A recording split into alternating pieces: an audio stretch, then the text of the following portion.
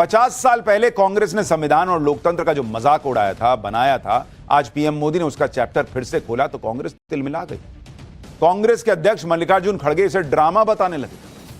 वो ये थ्योरी लेकर आ गए कि राहुल गांधी जगह जगह संविधान बचाने की बात कर रहे हैं, इसलिए नरेंद्र मोदी ये ड्रामा कर रहे हैं। बीजेपी कांग्रेस के संविधान बचाओ आंदोलन से घबरा गई है, इसलिए आज इमरजेंसी की बातें कर रही है। महंगाई, बेरोजगारी, भ्रष्टाचार पर अपनी नाकामियों को छिपाने के लिए इमरजेंसी की बातें हो रही। इनके हिसाब से इनका मन करेगा तो ये सावरकर के बारे में बात कर सकते हैं, सावरकर को डरपोक बताने का अपना कोई एक नैरेटिव चला सकते हैं, चाहे वो इतिहास से मैच हो या ना हो। इनका मन करेगा तो भाई बीजेपी जो है या फिर आरएसएस जो है वो आजादी के वक्त क्या कर रही थी, नहीं कर रही थी, इस पे चर्चा करेंगे। तब इनको महंगाई पे चर्चा नहीं समझ में आती है, तब बेरोजगारी पे चर्चा समझ में नहीं आती है। इनका मन करेगा तो इतिहास में जाएंगे, लेकिन कोई इमरजेंसी के इतिहास में ना जाए, उससे इनको दिक्कत है। काहे भाई? कांग्रेस अध्यक्ष मल्लिकार्जुन खड़गे की माने तो देश को इमरजेंसी को तो भूल ही जाना चाहिए। खड़गे कह रहे हैं कि इमरजेंसी को फिर से उछालने का मतलब ही क्या है?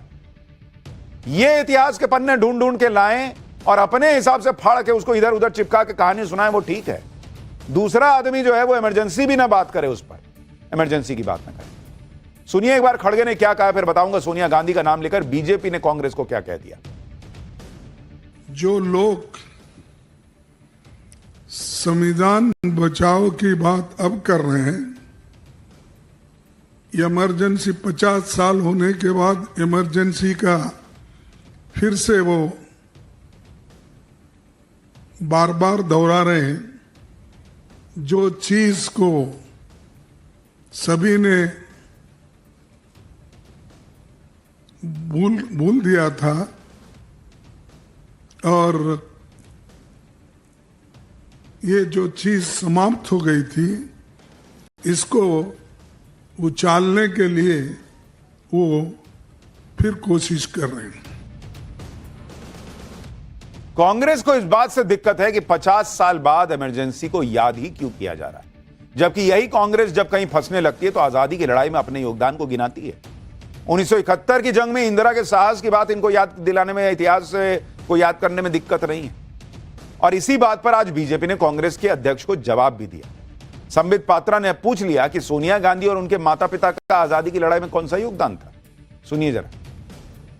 खड़गे जी कह रहे हैं कि 50 साल पहले हो गया, उसको फिर से क्यों याद किया जा रहा है? खड़गे जी, आप तो आज खुद ही बोल रहे थे कि जो लोग आजादी की लड़ाई में नहीं थे, जो लोग स्वतंत्रता की लड़ाई में नहीं थे, आप उस समय की बात कर सकते हैं मगर हम बात नहीं कर सकते। ये फर्क क्यों है?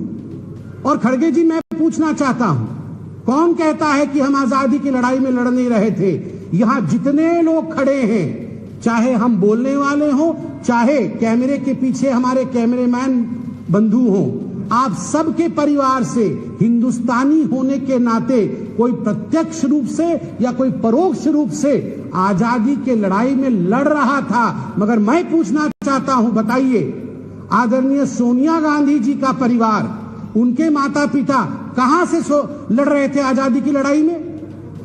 कहां से लड़ रहे थे आजादी की लड़ाई में? कांग्रेस का बस चले तो वो देश से इमरजेंसी के सबूत तक मिटा दे। कांग्रेस चाहती है कि इमरजेंसी के काले अध्याय को देश ऐसे ही भूल जाए, कोई बात ना हो इस पर, कोई चर्चा ना हो। लेकिन पिछले साल ही पीएम मोदी ने 25 जून को संविधान हत्या दिवस के रूप में मनाने का ऐलान किया था, ताकि देश इस दिन के इतिहास से जुड़ी यादों को कभी ना भूले।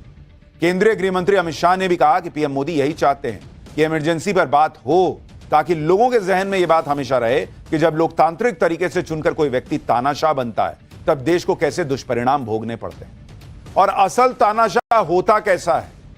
इतना नरेंद्र मोदी को ये लोग गाली दे देते हैं, उसके बावजूद कोई एक्शन नहीं होता, फिर भी कहते हैं मोदी तानाशाह है।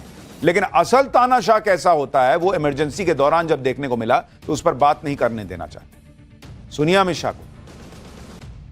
लोकतांत्रिक अधिकारों को खत्म कर दिया और एजेंसीज का जो दुरुपयोग हुआ, वो भारतीय समाज, ये देश, इस देश की जनता कभी नहीं भुला सकती है। इसीलिए नरेंद्र मोदी सरकार ने एक निर्णय किया है कि हम संविधान हत्या दिन मनाएंगे, क्योंकि ये समग्र राष्ट्र की चीर स्मृति में रहना चाहिए कि जब लोकतांत्रिक तरीके से चुनकर कोई व्यक्ति तानाशाह बनता है तब देश को कैसे दुष्परिणाम भोगने पड़ते हैं। इमरजेंसी का जितना अत्याचार संघ और बीजेपी के नेताओं ने झेला, उतना ही अत्याचार उन क्षेत्रीय दलों के नेताओं पर भी हुआ जो आज कांग्रेस के साथ गठबंधन करके बैठे हैं और भूल गए कि कैसे कांग्रेस ने उनके दल के मुखिया को जेल में डलवा दिया था। जैसे अखिलेश यादव की पार्टी के प्रमुख रहे मुलायम सिंह यादव ने इमरजेंसी में बहुत यातनाएं झेली, लेकिन आज अखिलेश यादव कांग्रेस की इमरजेंसी पर मुंह खोलने को तैयार नहीं। बल्कि अखिलेश यादव को तो इस बात से भी दिक्कत है कि बीजेपी इमरजेंसी पर बात क्यों कर रही है। अखिलेश यादव कह रहे हैं कि बीजेपी के राज में अघोषित इमरजेंसी है। सुनिए अखिलेश यादव को, फिर बताऊंगा कि जिस इंदिरा गांधी की तरफ से लगाई गई इमरजेंसी में मुलायम सिंह के साथ क्या क्या हुआ था जो अखिलेश यादव शायद भूल गए। एक है घोषित और एक होती अघोषित। अगर हम इमरजेंसी को याद कर रहे हैं तो हमें अभी इस समय जो इमरजेंसी चल रही है उसको भी ध्यान में रखना चाहिए। आज की परिस्थितियां ऐसी कि अगर पत्रकार सच लिखना चाहें तो उन पर पाबंदी है। जाति के नाम पर, धर्म के नाम पर भेदभाव है, भ्रष्टाचार चरम सीमा पर है। उस समय घोषित इमरजेंसी है और भारतीय जनता पार्टी इस अघोषित इमरजेंसी की कब खुशी मनाएगी। ये तो मना रहे हैं क्योंकि राजनीतिक उन्हें लाभ उठाना इसलिए मना रहे हैं भारतीय जनता पार्टी के लोग, लेकिन आज भी तो अघोषित इमरजेंसी है। अखिलेश यादव कह रहे हैं कि अभी अघोषित इमरजेंसी चल रही, तो भाई पब्लिक नरेंद्र मोदी को हटा क्यों नहीं रही। इमरजेंसी के बाद इंदिरा गांधी और कांग्रेस को उखाड़ के फेंक दिया था जनता ने। नरेंद्र मोदी की अघोषित इमरजेंसी 11 साल से चल रही है और पब्लिक उन्हीं को चुने जा रही है। अखिलेश यादव को बीजेपी का शासन अघोषित इमरजेंसी दिखता है, लेकिन जिस वक्त देश पर इमरजेंसी थोप कर उनके पिता मुलायम सिंह यादव को जेल में डाल दिया गया था, उस पर इमरजेंसी पर वो कुछ नहीं बोलते। जबकि इमरजेंसी के दौरान नेताजी के नाम से मशहूर मुलायम सिंह यादव को करीब 1.5 साल जेल में रहना पड़ा था। मुलायम सिंह यादव जब सीएम थे तो उन्होंने आपातकाल के दौरान जेल गए लोगों को सम्मानित किया। अक्टूबर 2022 में उनके निधन पर पीएम मोदी ने उन्हें आपातकाल के दौरान लोकतंत्र का प्रमुख सैनिक कहते हुए श्रद्धांजलि दी थी। उस इमरजेंसी के दौर में मुलायम सिंह यादव के अलावा लालू प्रसाद यादव भी ऐसे नेता थे जो जेल गए थे।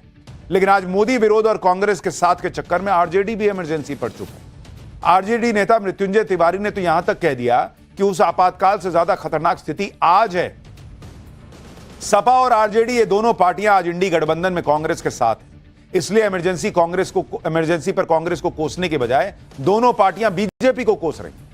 आज की स्थिति को इमरजेंसी से ज्यादा खतरनाक बता रही, जबकि इमरजेंसी में तो क्षेत्रीय दलों को कुचलने का पूरा इंतजाम कर दिया गया था और आज तो ये पार्टियां सीधे नरेंद्र मोदी से टक्कर लेती हैं, लेकिन इनको मोदी तानाशाह दिखते हैं।